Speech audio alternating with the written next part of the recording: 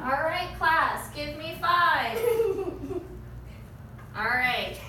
So, yesterday we were learning about Earth Day, right? All right, and what do we know about Earth Day? Earth is a round circle. Yes, but what does Earth Day mean? It means that we need to take care of the Earth. Good job, good job. All right, so today we're going to be listening to a book by Dr. Seuss. It's called The Lorax. And it talks about the earth and how we need to recycle, how we need to take care of it, because we live on it. That's where we belong. We need to take care of it. Okay, class? So today you'll be listening to the audio version and you'll be following around in your books. Okay? So let's get started.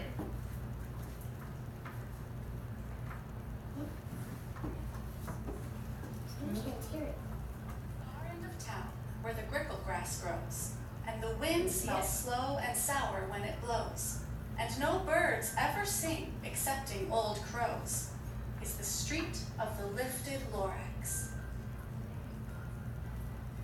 And deep in the grickle grass, some people say, if you look deep enough, you can still see today where the Lorax once stood, just as long as it could, before somebody lifted the Lorax away.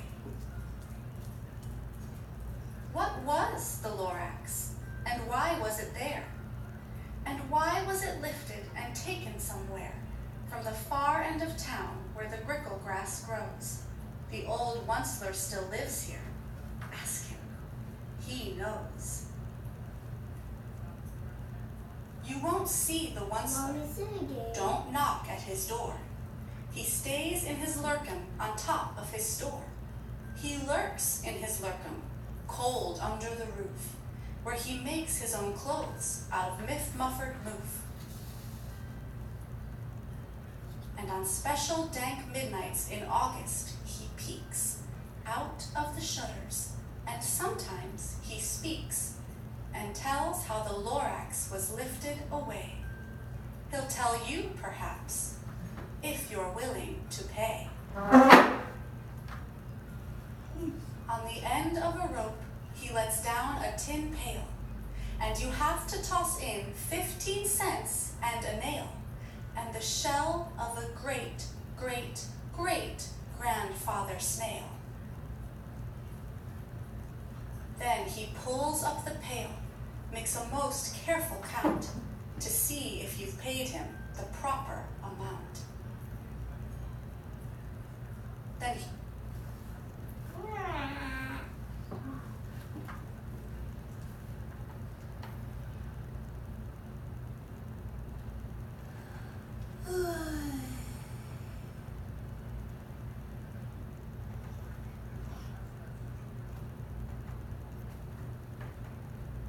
Alright, so as the story is still loading, who is our main character?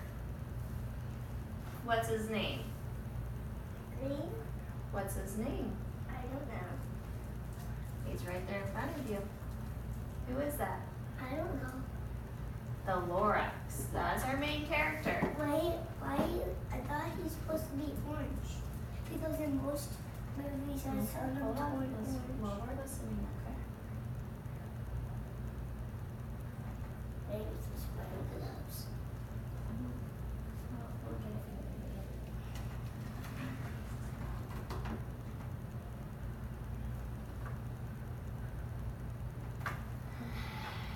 Okay, so Good grammar and spelling are important, but if you want to write essays that inspire, Flying somewhere with a filling the tank with go-go-go juice. He was shortish, and oldish, and brownish, and mossy, and he spoke with a voice that was sharpish and bossy.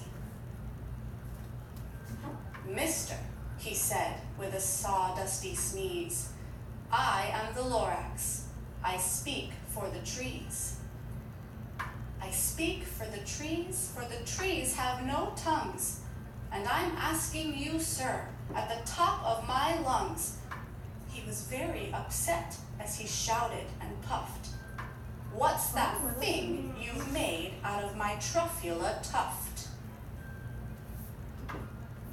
Look, Lorax, I said, there's no cause for alarm. I chopped just one tree. I am doing no harm. I'm being quite useful. This thing is a thneed. A thneed's a fine something that all people need.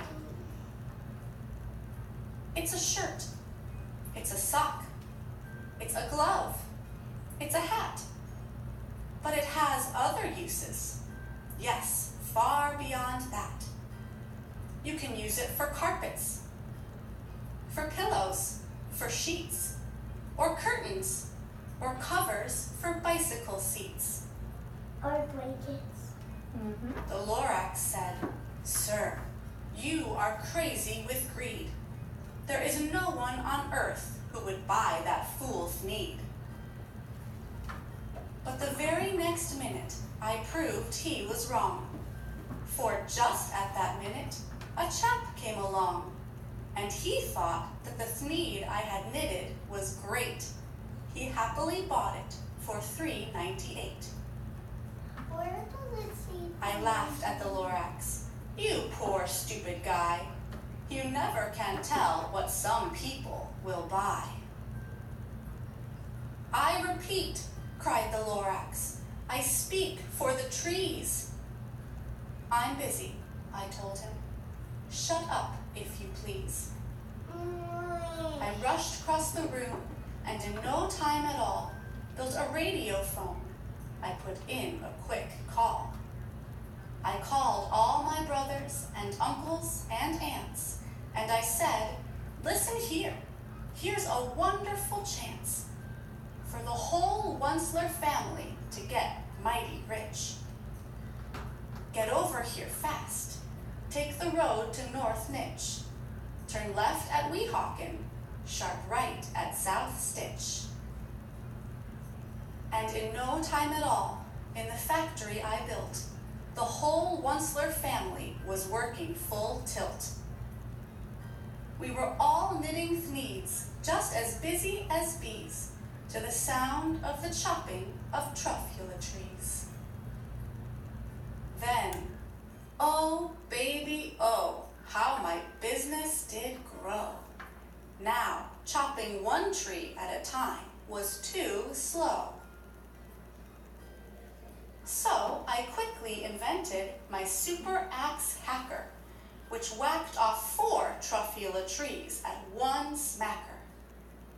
We were making thneeds 4 times as fast as before, and that Lorax, he didn't show up anymore. But the next week, he knocked on my new office door. He snapped, I'm the Lorax who speaks for the trees, which you seem to be chopping as fast as you please. But I'm also in charge of the brown barbaloots who played in the shade in their barbaloot suits and happily lived eating truffula fruits. Now, thanks to your hacking my trees to the ground, there's not enough truffula fruit to go round, and my poor barbaloots are all getting the crummies because they have gas and no food in their tummies. They loved living here, but I can't let them stay. They'll have to find food, and I hope that they may. Good luck, boys, he cried, and he sent them away. I, the Onceler, felt sad as I watched them all go. But business is business, and business must grow, regardless of crummies in tummies, you know. I meant no harm, I most truly did not, but I had to grow bigger, so bigger I got. I biggered my factory, I biggered my roads, I biggered my wagons, I biggered the loads of the thneeds I shipped out. I was shipping them forth to the south, to the east, to the west, to the north, I went right on biggering, selling more thneeds, and I biggered my money, which everyone needs. Then again he came back. I was fixing some pipes when that old nuisance Lorax came back with more gripes. I am the Lorax. He coughed and he whiffed. He sneezed and he snuffled. He snarled, he sniffed. Onceler, he cried with a crofulous croak. Onceler, you're making such smogulous smoke. My poor swami swans, why they can't sing a note. No one can sing who has smog in his throat. And so, said the Lorax, please pardon my cough. They cannot live here, so I'm sending them off. Where will they go? I don't hopefully know. They may have to fly for a month or a year to escape from the smog you've smogged up around here. What's more, snapped the Lorax, his dander was up. Let me say a few words about gluppity-glup. Your machinery chugs on day and night without stop, making gluppity-glup, also schloppity-schlop. And what do you do with this leftover goo? I'll show you, you dirty old Onceler man, you. You're glumping the pond where the humming fish hummed. No more can they hum, for their gills are all gummed. So I'm sending them off. Oh, their future is dreary. They'll walk on their fins and get woefully weary in search of some water that isn't so smeary. And then I got mad. I got terribly mad. I yelled at the Lorax, now listen here, Dad. All you do is yap yap and say bad, bad, bad, bad. Well, I have my rights, sir, and I'm telling you, I intend to go on doing just what I do. And for your information, you Lorax, I'm figuring on biggering, and biggering, and biggering, and biggering, turning more truffula trees into thneeds, which everyone needs. And at that very moment, we heard a loud whack. From outside in the fields came a sickening smack of an axe on a tree. Then we heard the tree fall, the very last truffula tree of them all. No more trees, no more thneeds, no more work to be done. So, in no time, my uncles and aunts, every one, all waved me goodbye. They jumped into my cars and drove away under the smoke-smuggered stars. Now all that was left neath the bad-smelling sky was my big, empty factory, the Lorax and I. The Lorax said nothing, just gave me a glance, just gave me a very sad, backward glance, as he lifted himself by the seat of his pants. And I'll never forget the grim look on his face when he hoisted himself and took leave of this place through a hole in the smog without leaving a trace. And all that the Lorax left here in this mess was a small pile of rocks with the one word, unless. Whatever that meant, well, I just couldn't guess. That was long, long ago, but each day since that day, I've sat here and worried away. Through the years, while my buildings have fallen apart. I've worried about it with all of my heart. All right. So that was the story about the Lorax. Now we're going to discuss a little bit about it. And then I have a couple little worksheets to pass out for you. So in the story, who is the main character? The Lorax, right? And so this big old bad person that was building these factories and cutting down all the trees, what was happening? What was he doing to the Lorax home? He was destroying it, right? So he was making all these things, but then he was cutting down the trees. Well, the trees were where the baloots fed off of the fruit, right? So then they left, and then the fish, they weren't able to hang out because the pond was getting all glumpy. The swans couldn't sing because of all the smoke, so no one wanted to live there. They weren't able to live that. So that is how in Earth, pollution.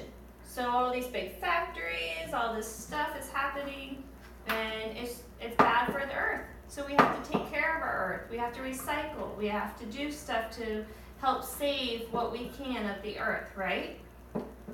What things can you recycle?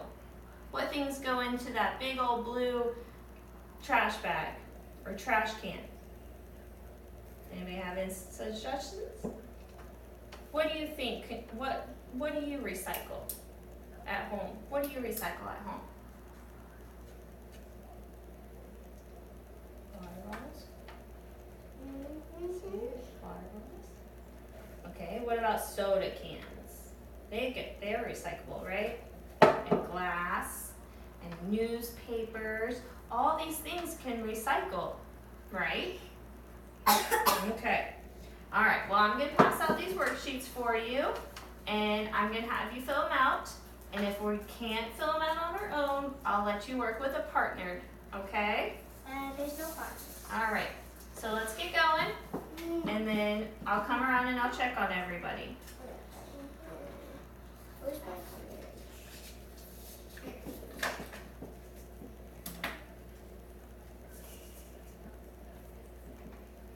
Mom, can you show me? Mrs. They call you Miss Adams. Miss Adams, can you remember the paper? Looks like because I don't know. You're doing a good job. Good job.